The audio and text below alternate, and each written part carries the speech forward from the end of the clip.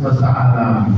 Alhamdulillah ala hadha liqa fi hadha al-makan al-mubarak. Puji syukur kepada Allah Subhanahu wa taala atas pertemuan ini di tempat yang penuh barokah. Nasallallahu subhanahu wa ta'ala an yaj'alhu jam'an mubarakan. Mudah-mudahan Allah jadikan perkumpulan ini penuh keberkahan. Wa an yataqabbala minna hudurana wa julusana wa dhikrana wa qira'atana wa salatana. Mudah-mudahan Allah Subhanahu wa taala menerima hadirnya kita di sini, zikirnya kita, salatnya kita. Ahlan wa sahlan bikum wa hayyakumullah. Selamat datang wahai para hadirin yang hadir di sini dan juga salam penghormatan dari saya. Fi hadha al-majlis al-mubarak Di majelis yang penuh keberkahan. alladhi nahdu fihi dinana nasah. Dinana nasah. Dinasah ba'duna ba'dan. Kita hadir di sini demi untuk saling menasehati. Majalis nasihat. Ini adalah majelis untuk mengambil nasihat. Majalis tauhid. Ini majelis untuk mengarahkan kepada suatu hal yang baik. Majalis ta'lim. Ini majelis untuk belajar ilmu. نتلقى النصائح Kita mendengarkan nasihat وننصر غيرنا. dan jangan lupa kita untuk menasehati yang lainnya. هذا الركن الأعظم من أركان الشريعة وأركان الدعوة إلى الله سبحانه وتعالى وأركان الدين. Saling menasehati ini adalah fondasi agama yang paling penting. كما قال عليه الصلاة والسلام Seperti yang dikatakan oleh Rasulullah SAW, الدين النصيحة. agama itu adalah nasihat. يعني أن أهم شيء في الدين وأعظم ركن في الدين وأعظم أمر في الدين هو النصيحة. Paling mulianya perkara agama, paling besarnya, paling pentingnya urusan agama adalah nasihat. قلنا لمن يا رسول الله أي من تكون النصيحة؟ Kemudian para sahabat bertanya kepada beliau, wahai Rasulullah, untuk siapa nasihat tersebut? قال عليه الصلاة والسلام لله ولكتابه ولرسوله ولأئمة المسلمين وعامتهم. Nasihat tersebut untuk Allah dan untuk Rasulnya dan untuk kitabnya Allah Subhanahu wa ta'ala Al-Quran dan untuk para ulama dan orang-orang awam. هذه الكلمة التي هي مهمة كل إنسان.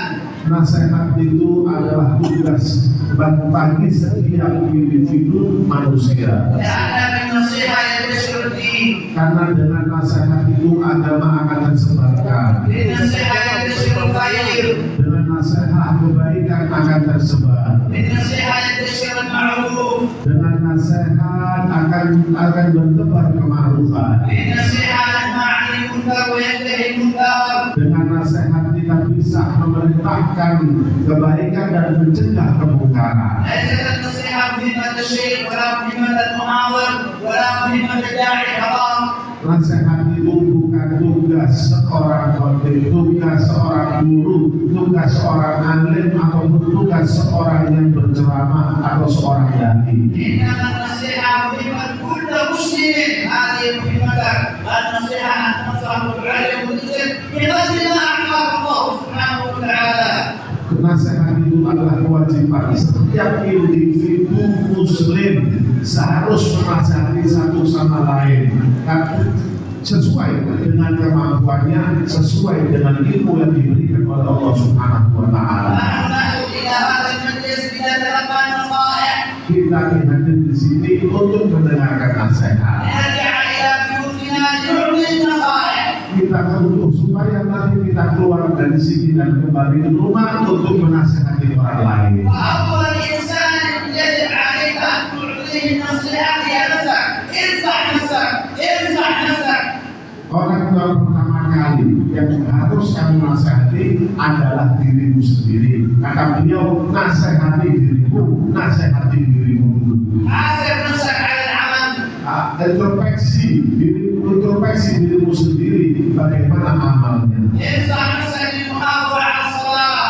Nasihatilah dirimu supaya semangat sholat. انصح نفسك لاحترام الناس. Nasihati dirimu supaya menghormati orang lain. انصح نفسك لفعل الخير. Nasihati dirimu supaya berlaku atau beramal baik. انصح نفسك لاجتناب الحرام.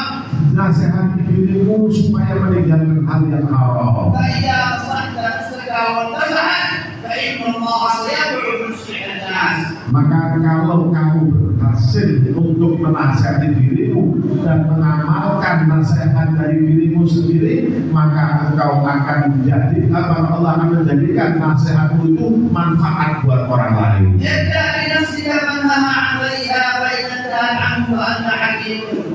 Maka kalau engkau ingin memberi nasihat, mulailah dari dirimu sendiri. Kalau engkau mulai dari dirimu sendiri dan kamu bisa melaksanakan nasihat dari dirimu sendiri, maka betul-betul engkau orang yang alim dan orang yang bijaksana. نسأل الله السلامة والعافية. Mudah-mudahan kita diberikan keselamatan oleh Allah Subhanahu wa taala dan keafiatan. فإن الله سبحانه وتعالى لم يوفقك لاستماع النصيحة ولم يوفقك لاستماع الخير إلا لكي تنتصح أنت وتنفع غيرك. Allah tidak memudahkan kalian untuk mendengar nasihat kecuali Allah tugaskan kalian itu dan Allah mempermudahkan kalian untuk menasihati yang lain. ونحن نحن إلى هذه المجالس Kita hadir di majelis ini لنتعلم الدين untuk belajar agama, ونتعلم الإسلام untuk belajar Islam, ونتعلم السنة untuk belajar sunnah Nabi, لكي يرضي الله ونرضي رسول الله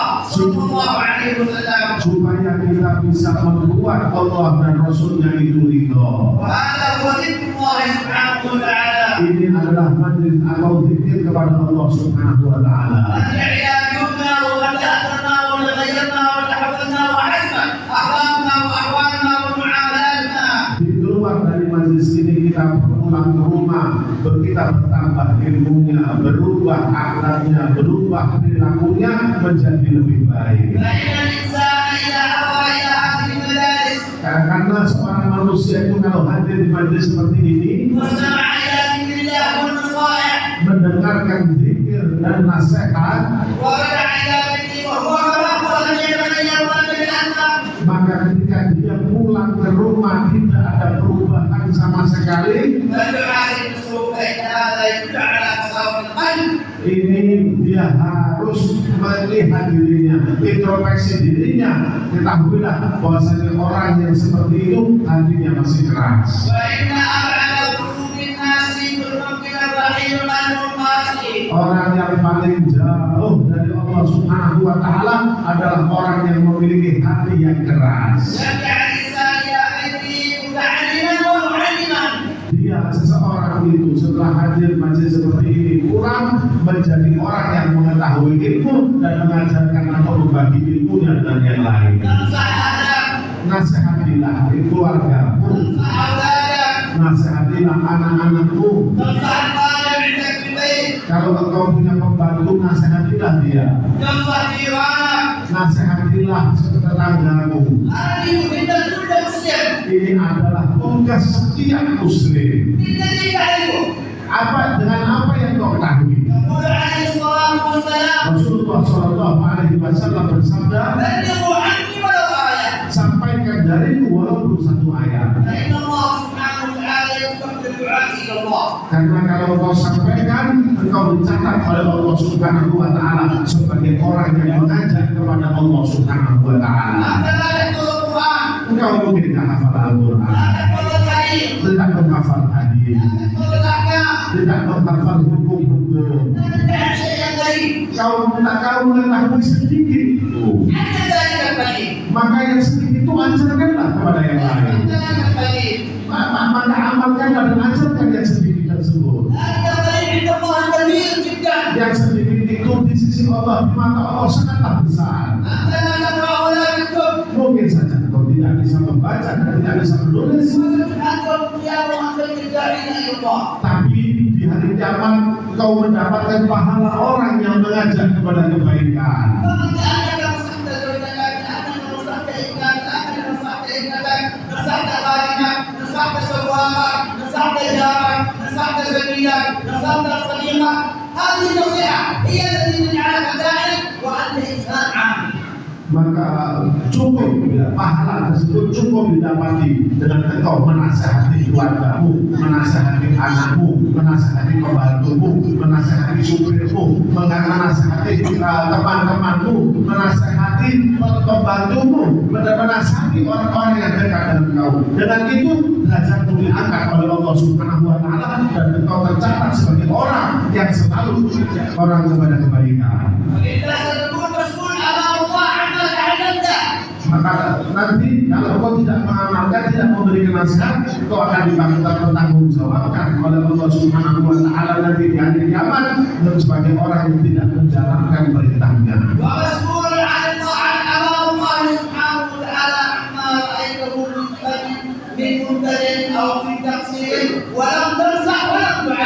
Dan engkau akan dipertanggungjawabkan di hadapan Allah kalau engkau tidak melihat, kalau engkau melihat kemungkaran, tidak mencegahnya, tidak melihat sesuatu yang tidak baik, tidak menasihatinya, nanti sama Allah dipertanyakan kenapa engkau tidak menasihati, kenapa engkau tidak melarang. Jangan mengatakan saya tidak bisa ngasih nasihat, saya bukan orang alim, saya bukan tuan guru, saya bukan seorang khotib, saya bukan seorang dai, saya bukan seorang pengajar. Yang saya sebutkan ini bukan syarat menjadi orang yang bisa mengajak kepada kebaikan. Kamu kalau mengetahui satu masalah saja ilmu, satu macam ilmu saja, sampaikan.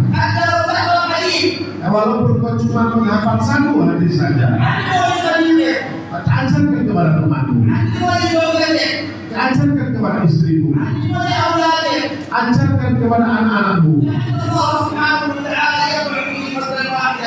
Mungkin jangan kamu mengajarkannya itu akan memberikan manfaat yang sangat banyak.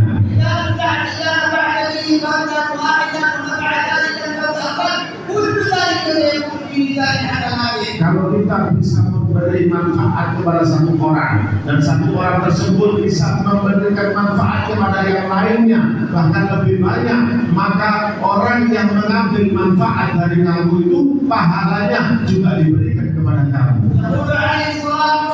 Rasulullah Shallallahu Alaihi Wasallam bersabda, sampaikan dariku walaupun satu ayat.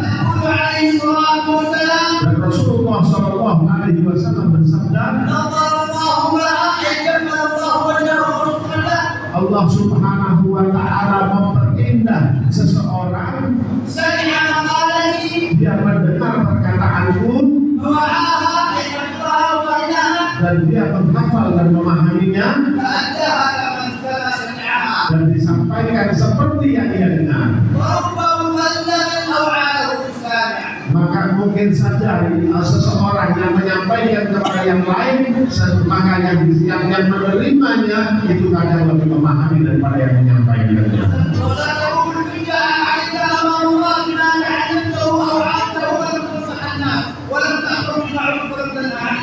Nanti kalian akan dimintakan pertanggungjawaban oleh Allah Subhanahu wa Ta'ala. Karena apa? Karena tahu sedikit ilmu, tahu satu ilmu, tapi tidak menyebarkannya kepada yang lain, tidak menasihatinya untuk yang lain. Ada dalam satu riwayat, nanti satu hamba datang menghadap Allah pada hari kiamat, maka dia itu dicegah oleh seseorang, dihadap oleh seseorang yang dia tidak kenal. Kamu tidak mengenali, di dunia tidak pernah bertemu, tidak ada hubungan apapun dengannya, tapi kau pernah mendoliminya. Nanti orang yang kalian dolimi akan mencegah kalian, akan menghadap kalian. Wahai Allah, penjarakan orang ini. Kenapa?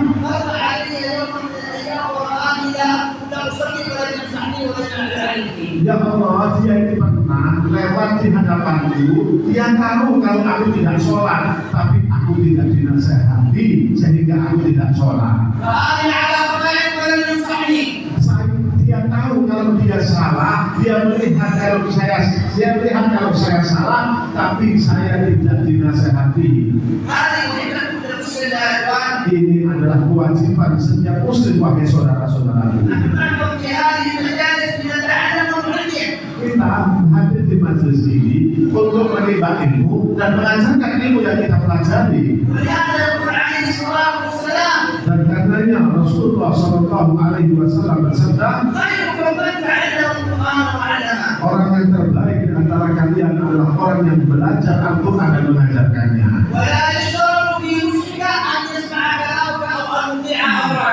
Tidak disyaratkan dan orang untuk bagi orang yang menasehati, tidak disyaratkan bagi orang yang menasehati, yang dinasehati itu mendengar dan menaatinya. Kepada tugasmu hanya menyampaikan, tidak harus dituruti.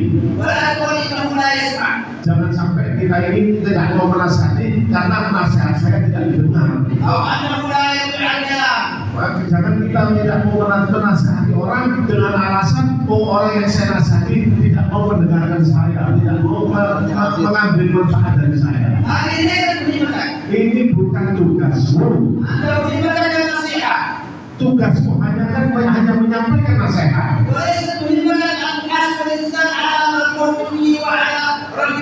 Bukan urusanmu untuk mengurusi orang yang kau nasihati. Kamu tugasmu hanya menasihati saja. Nanti yang mempengaruhi hati orang yang kita nasihati itu adalah Allah Subhanahu wa Ta'ala. Nabi Muhammad SAW, Nabi Muhammad menasihati orang-orang musyrikin. Nabi Muhammad tahu kalau pamannya Abu Lahab itu bakal masuk neraka. Nabi tahu kalau Abu Jahal itu tidak akan masuk Islam. Nabi tahu kalau Walid itu seorang kafir tidak akan masuk Islam. Tapi Nabi Muhammad tetap menasihati mereka. Karena itu tugasku, kata Nabi. Saya, kewajiban saya itu mengajarkan. Sedangkan kalau misalnya yang kita ajari tidak paham dan tidak mengerti, itu bukan urusanmu. Itu serahkan aja kepada Allah Subhanahu wa Ta'ala. Tugasmu cuma mengasih nasihat. Adapun setelah itu urusannya Allah Subhanahu wa Ta'ala.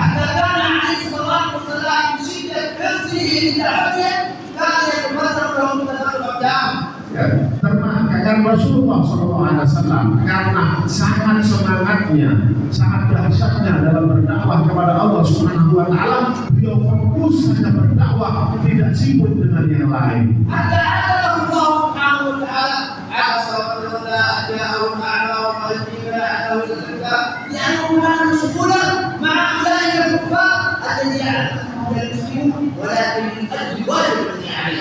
Nabi Muhammad SAW diceritakan dalam surat Al-Baqarah, pernah ada satu orang buta datang ke Nabi Muhammad SAW untuk belajar dengan beliau. Tapi saat itu momennya tidak pas.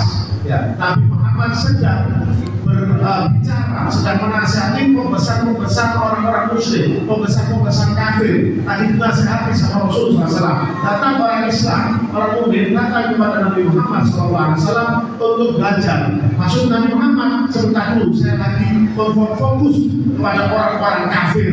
Bapak bayangkan, lihat Nabi Muhammad SAW. Walaupun ada orang muslim yang mau belajar, ditahan dulu oleh Nabi Muhammad SAW. Nabi lebih fokus, lebih semangat untuk mendakwahi orang-orang muslimin. Ini adalah kewajibanmu, wahai seorang muslim, untuk menasihati orang di sekitarmu, keluargamu dan anak-anakmu. Walaupun kamu tahu, orang ini saya nasihati gak bakal nurut sama saya, gak mau mendengarkan saya, tetap nasihati. Nabi Muhammad SAW ketika pulang dari kota Taif, yang mana beliau sudah diusir oleh penduduknya, malaikat penjaga gunung datang menghampiri beliau. وطلب منه ان يقوم ويطلق عليه من العسكرين اي جبل ابي قبيس وجبل قعيقعان. Dan akhirnya malaikat penjaga gunung tersebut mengatakan, wahai Muhammad, ya perintahkan kepadaku untuk mengangkat dua gunung besar, Jabal Abi Qubais sama Qaibaan. Dua gunung itu aku angkat, aku timpahkan kepada kaummu yang mendustakanmu, yang menyiksakanmu, yang mengganggu kamu. Nabi kita Nabi Muhammad SAW adalah Nabi yang sangat menyayangi umatnya. Keluar dari kota Taif, nah dilempari dengan batu, tidak diberi makan dan diberi minum, darah mengalir dari kakinya. Dan waktu itu Nabi Muhammad SAW sedang marah. Malaikat pun yang melihat Nabi diganggu itu tidak tahan lagi. Malaikat tersebut mengatakan kepada Nabi Muhammad, wahai Muhammad, biarkan aku angkat gunung ini, aku lemparkan ke kaummu. Kemudian ketika malaikat izin kepada Allah untuk melemparkan gunung, kata Allah Subhanahu wa Ta'ala, kamu tanya sendiri sama kekasihmu Muhammad. Kalau dia mau, silakan. Kemudian malaikat tersebut datang dengan Jibril.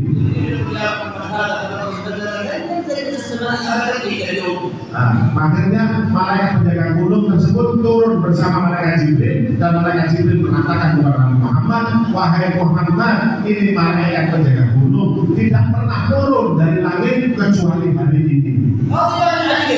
Dia marah karena melihat kamu diganggu. Dia marah hatinya karena dia turun, dan marah hatinya demi untuk menyelamatkanmu. Dan dia sudah diperintahkan oleh Allah untuk menaati apa yang kamu perintahkan.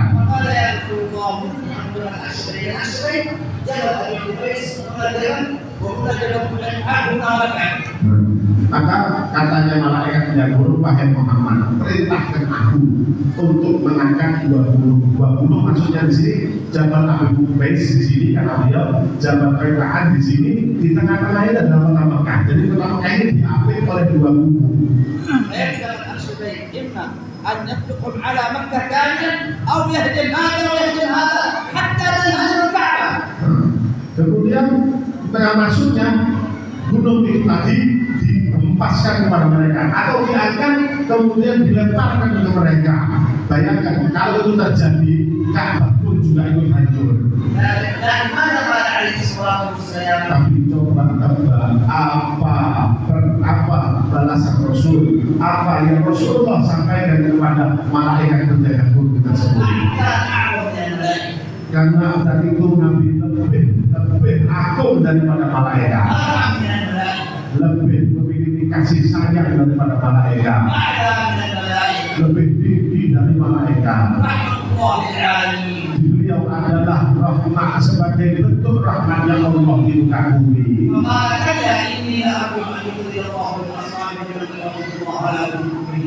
Jangan wahai malaikat, jangan engkau lemparkan gunung tersebut. Aku mengharap dan berdoa kepada Allah Subhanahu wa Ta'ala, mudah-mudahan mereka walaupun mereka itu kafir, tapi nanti anak keturunannya ada yang beriman kepadaku dan tidak menyekutukan Allah Subhanahu wa Ta'ala. Maka malaikat merasa takjub. Malaikat sangat takjub sekali. Malaikat itu tidak marah sebetulnya. Dan malaikat itu tidak memiliki dosanya, tidak bisa terpengaruh dengan hal-hal yang ada di dunia. Tapi malaikat itu paham bagaimana kesusahan manusia.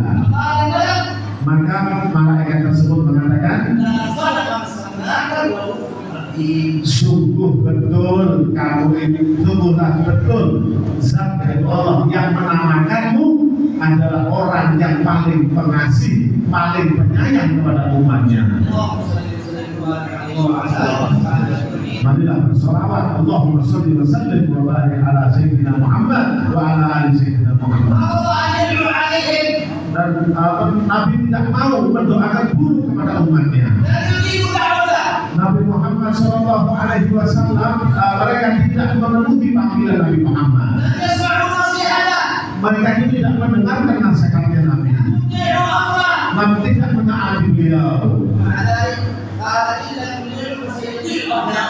Mereka malah tahu orang-orang kafir pada zaman beliau tidak mau taat, bahkan membangkang dengan beliau. Tapi Nabi paham kalau mereka tidak beriman, nanti anak keturunannya yang akan beriman kepada beliau. Inilah contoh orang itu berdakwah dan memberikan nasihat kepada yang lain.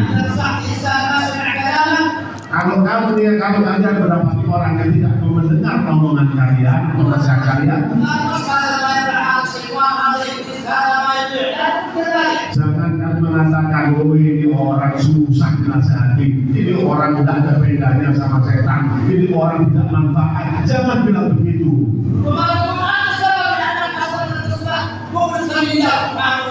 Mungkin karena dia tidak mau mendengarkan nasihatmu, kesalahannya kamu sendiri. Kenapa tidak ikhlas dalam menasihati?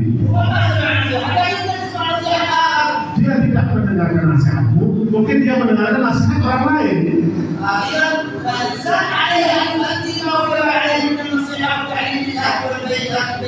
Maka setiap orang di antara kita wajib untuk menasihati orang-orang terdekat dari kita.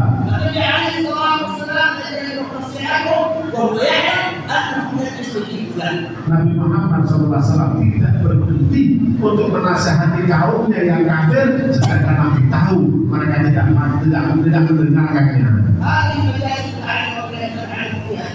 Ini majelis kita hadiri untuk kita belajar agama, kita belajar kebaikan, supaya kita belajar dan kita mengajarkan orang yang ada di rumah kita. Maka Allah Subhanahu wa Ta'ala akan mempertanggungjawabkan atas mereka.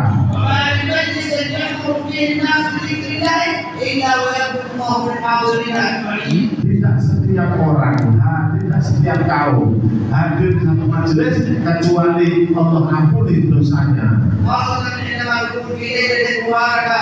Khususnya kita sekarang berada di malam yang penuh berkah, malam Jumat, malam bersolawat kepada Nabi Muhammad SAW, yang mana Nabi Muhammad itu sangat kasih sayang kepada umatnya, dan rahmat yang dihadiahkan kepada kita.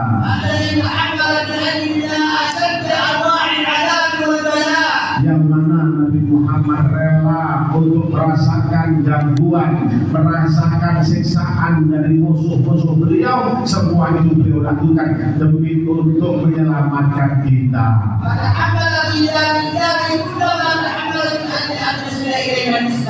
Semua itu Nabi rasakan, ya, semua itu Nabi sabar dalam mengemban atau menerima gangguan musuh-musuhnya itu demi untuk supaya Islam itu bisa sampai ke kita. Mudah-mudahan Allah Subhanahu wa Ta'ala melimpahkan balasan kebaikan yang banyak kepada beliau karena sudah menyelamatkan umatnya.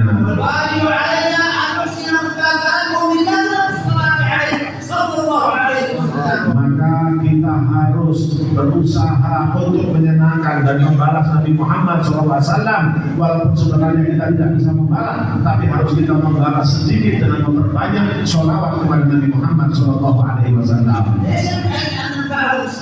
Kita ini ketika bersolawat kepada Nabi, bukan kita memberikan manfaat kepada beliau.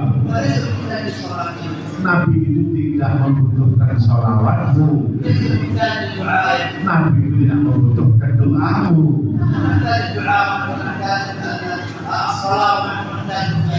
Kita inilah yang memerlukan sholawat, kita inilah yang memerlukan rahmat, kita inilah yang memerlukan kebaikan.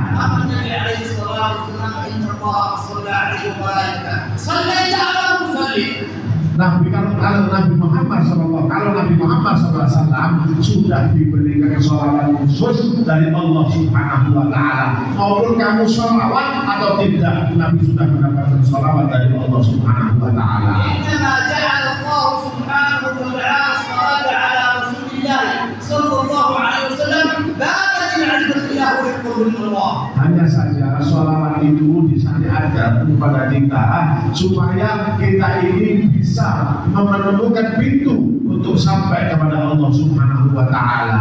والصلاة على رسول الله صلى الله عليه وسلم جعل الله فقط الرابطة والعلاقة بيننا وبين رسول الله صلى الله عليه وسلم ونكون نحن المستفيدين. Sholawat tersebut dijadikan oleh Allah Subhanahu Wa Taala sebagai ikatan kuat antara kita dengan Rasul Sallallahu Alaihi Wasallam. Yang kalau mana kita kuat ikatannya dengan Rasulullah Sallallahu Alaihi Wasallam, maka sebetulnya yang mengambil manfaat itu bukan Nabi, kita yang lebih membutuhkannya. يقول عليه الصلاة والسلام Nabi Muhammad Sallallahu Alaihi Wasallam bersabda, صلى عليه صلاة واحدة siapa yang bersolawat kepadaku sekali saja, صلى الله عليه وسلم. maka Allah Subhanahu Wa Taala akan melimpahkan sholawat kepadanya 10 kali. Kalau begitu, siapa yang banyak mengambil faedah dari sholawat? هذا سمع صلاة رسول الله. Apa? Pengaruhnya apa sholawat kita kepada Rasulullah Sallallahu Alaihi Wasallam? أنت تصلي على رسول الله بصلاة واحدة بلسانك المنطق بالذنوب، بلسانك المنطق بالمعاصي، بلسانك المنطق بالسيئات، والله يصلي عليك عشر صلوات بصلوات الله سبحانه وتعالى. Kita ini kadang bersolawat kepada Nabi Muhammad SAW dari lisan yang banyak dosanya, banyak kotorannya, banyak kesalahannya, kotor lisan kita ini. Tapi walaupun keluar dari lisan yang kotor ini, sholawat kepada Nabi Muhammad SAW, maka Allah Subhanahu Wa Taala melimpahkan kepada kita 10 sholawat yang suci dari Allah Subhanahu Wa Taala. صلاة واحدة الله تكفي الجن. Satu sholawat saja dari Allah sudah cukup untuk manusia dan jin yang ada di alam semesta ini. Bayangkan kalau 10 itu khusus untuk kamu, wahai saudara.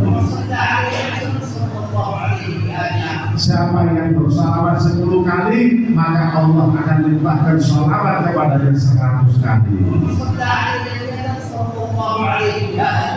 Siapa yang sholat 100 kali, maka akan dilimpahkan sholawat dari Allah Subhanahu Wa Taala 1000 sholawat. Siapa yang bersolawat 1000 kali, maka akan dibebaskan oleh Allah Subhanahu Wa Taala dari api neraka. Kalau begitu, kita akan lihatlah yang paling banyak mengambil faedah dari para sholawat tersebut. Engkaulah yang banyak mengambil manfaat.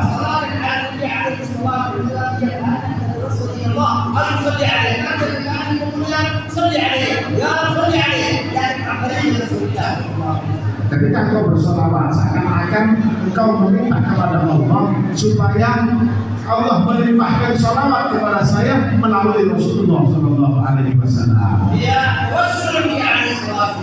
Maka Rasulullah meminta perantara melalui Rasulullah untuk mendapatkan limpahan rahmat dari Allah Subhanahu Wa Taala. Terserah orang itu mau sedikit sholawatnya atau mau banyak sholawatnya.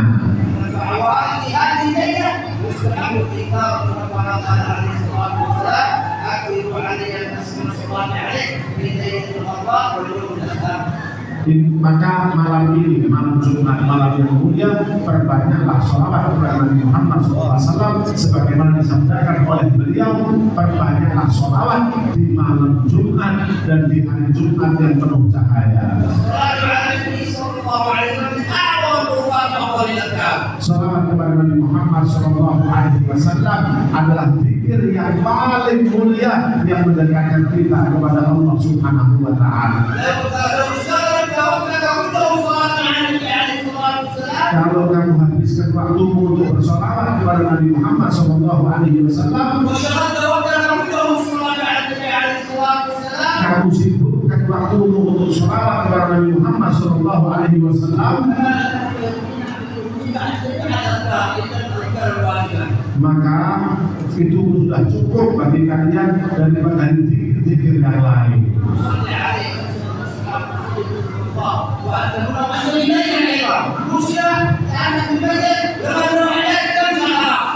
Maka peganglah tasbihmu, gerakkan untuk bersolawat kepada Nabi Muhammad SAW di majelis ini atau di rumah. Jangan di majelis solawatnya banyak, di rumah sudah lupa bersolawat kepada Nabi Muhammad. Insya Allah bisa dipahami.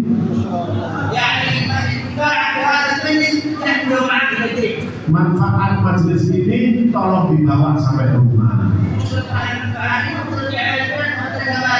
Jangan ketika hadir majelis manfaatnya cuma di sini, di rumah biar keadaannya seperti biasa, seperti dia semula. Insya Allah bisa dipahami.